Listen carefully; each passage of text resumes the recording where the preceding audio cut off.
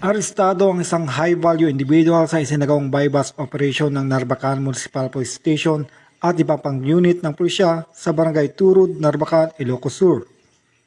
Kinilala ang suspect na si alias Perper, 41 taong gulang, residente ng Barangay Bayubay Sur, San Vicente, Ilocos Sur, na kabilang sa PDEAT Regional Target List.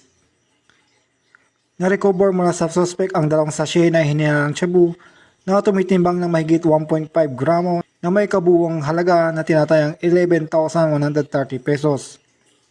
Bukod dito, nasansam din ang bypass money, isang live ammunition ng caliber .45, black straw, lighter at isang sling bag. Dinala ang suspect sa Narbacan Municipal Police Station para sa kaukulang dokumentasyon matapos isa ilalim sa medikal na pagsusuri. Ang operasyon nakakibat ng 7-point agenda ni Acting Chief PNP Police Lieutenant General Jose Melencio C. Nartatis Jr., partikular ang pagpapatuloy ng kampanya laban sa ilegal na droga na layong tiyakin ng kaligtasan at kapayapaan sa bawat komunidad. Mula dito sa Ilocos Region, ako ang iyong PNN Correspondent, Police Master Sergeant Marvin J. Romero, alagad ng batas, taga-taguyod ng Balitang Pulis.